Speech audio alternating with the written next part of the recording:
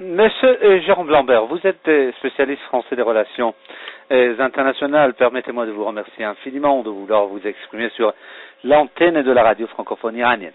Monsieur Lambert, les résultats des sondages récemment réalisés en France inquiètent beaucoup la classe politique française. C'est à en juger par les résultats de ces sondage récemment réalisé, Marine Le Pen, présidente du Front National,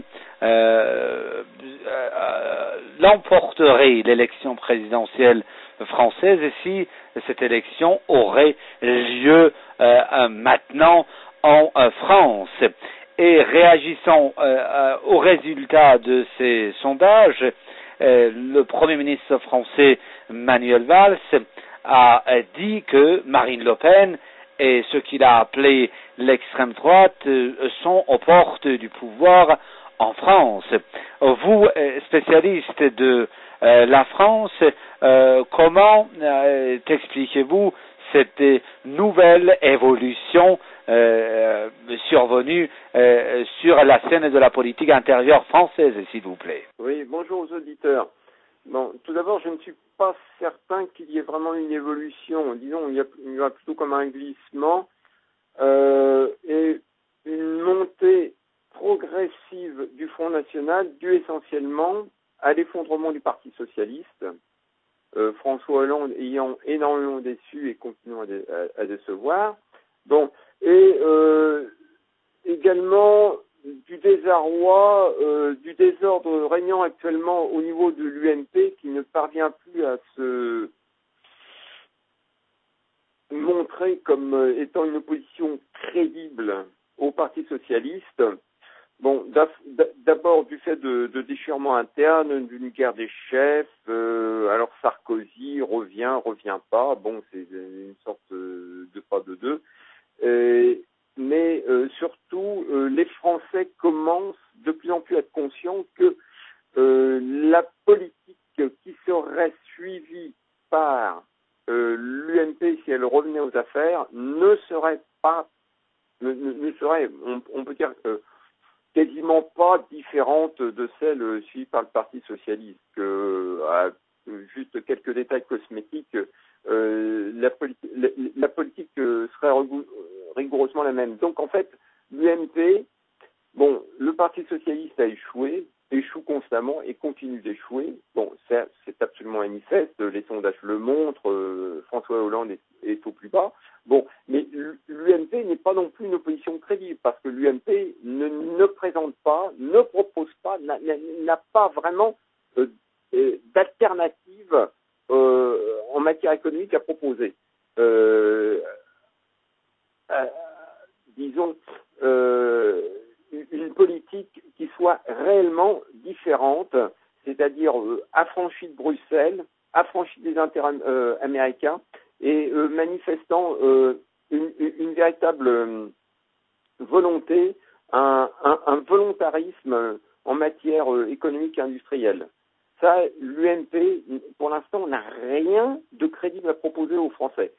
D'où le succès du Front National, qui, étant donné l'effondrement des deux partis précités, le Front National apparaît comme la seule formation politique qui a vraiment un programme différent à proposer. Bon, le succès du Front National s'est manifesté lors des élections européennes, lors des élections législatives. Bon, à chaque fois, le Front National, quasiment lors des élections européennes, dans la plupart des régions françaises, est parvenu en tête et devant le Parti Socialiste, bon ça on pouvait parfaitement s'y attendre, mais également et devant l'UMP. L'UMP qui normalement devrait profiter de l'effondrement du Parti Socialiste, n'en profite pas, car l'UMP n'est plus crédible. Depuis 10, 20, 30 ans que l'UMP, bon avant ça s'appelait le RPR, avant Jacques Chirac, et le Parti Socialiste, bon, qui était auparavant gouverné par Mitterrand, s'alterne les Français voient qu'il n'y a pas de solution, ni chez l'un ni chez l'autre parti. Bon, donc, quel est le parti qui profite naturellement de l'effondrement des deux partis traditionnels? Le Front National. Alors, face à cette montée, on pourrait dire presque naturelle, du Front National dans l'opinion des Français,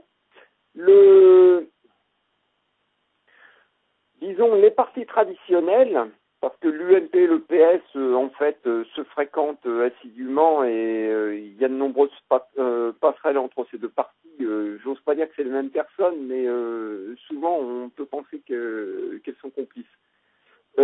Tentent de réagir en utilisant toujours les vieilles méthodes de propagande, c'est-à-dire de faire croire que le Front National serait un parti dangereux pour la France. Alors, en utilisant les termes stigmatisants d'extrême droite, ce qui ne veut absolument rien dire. Il faudrait que, quand les politiciens jettent ainsi l'anathème d'extrême droite, qu'ils disent ce que ça veut dire et qu'ils disent en quoi le Front National, justement, remplit ces critères d'extrême droite.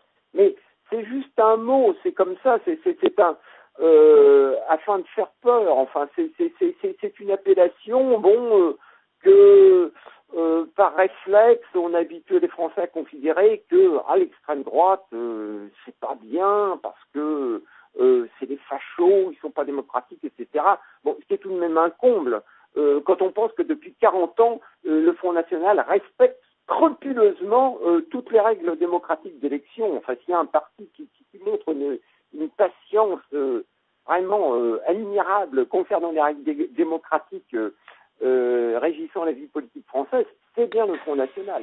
Et d'autant plus que sur l'emploi de ce terme d'extrême droite par le Premier ministre français, M. Manuel Valls, il y a eu une réaction du côté du Front National. Il y a eu en fait le vice-président du parti qui a qualifié en fait de totalement irresponsable et d'indigne d'un dirigeant français la déclaration de Manuel Valls.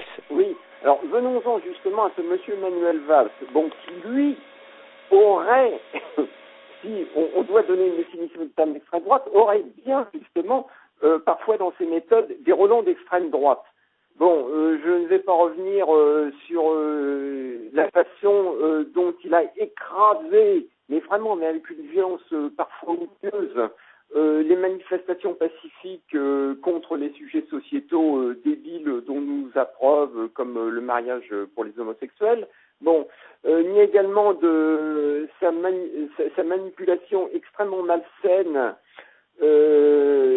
des groupuscules qui, eux, sont réellement fascistes, mais qui se dénomment Antifa par toujours une perversité dialectique d'inversion accusatoire, et qui sont des groupuscules violents, mais qui sont utilisés par Manuel Valls, à des fins politiques. Mais ce monsieur Manuel Valls, qui a à l'évidence d'énormes ambitions politiques, se voit déjà comme président succédant à François Hollande. Ce qui était évident, et je pense que même au Parti socialiste, plus personne ne croit en l'avenir de François Hollande.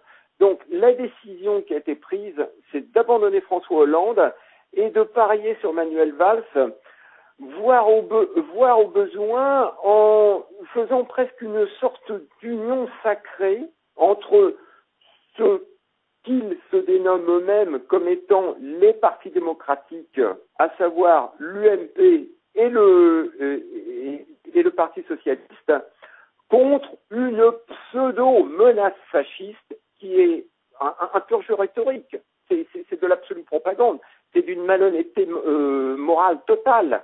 Mais c'est la seule arme qui leur reste, c'est de diaboliser leur adversaire, c'est de le diffamer et de mener contre lui une campagne de calomnie. Il n'est pas du tout impossible que le projet serait presque de faire une union entre l'UMP et le PS en poussant devant Manuel Valls comme le rempart contre la menace fasciste que représenterait le Front National, patati patata, enfin bon, le rhétorique habituel. Je crois que les sondages qu'on nous sort de ci, de là, régulièrement, il y a toujours un arrière-plan, il y a toujours une pensée derrière. La manœuvre, concernant ces sondages, c'est justement de faire passer le billet, le ticket, donc alors si les élections étaient en 2012, ça serait pour 2017, le ticket Manuel Valls, comme Manuel Valls étant le rempart de la République française, enfin de tous ceux qui ont l'habitude de nous sortir comme boniment, pour en fait que ce soit toujours les mêmes, c'est-à-dire toujours les mêmes instances, les mêmes cénacles, enfin le même personnel politique qui dépend de Bruxelles, enfin qui dépend des organismes plus ou moins occultes comme le Bilderberg, comme la Trilatérale, mais toutes ces en fait puissances, institutions politiques noyautées à l'origine par la puissance anglo-saxonne américaine à l'origine. Et le but, c'est de faire en sorte que la France reste un pays vassalisé dans l'axe, disons, Washington, Londres, Tel Aviv. C'est le but politique en voulant écarter d'emblée le Front National qui resterait, enfin qui est de facto actuellement le seul vrai parti pro-français.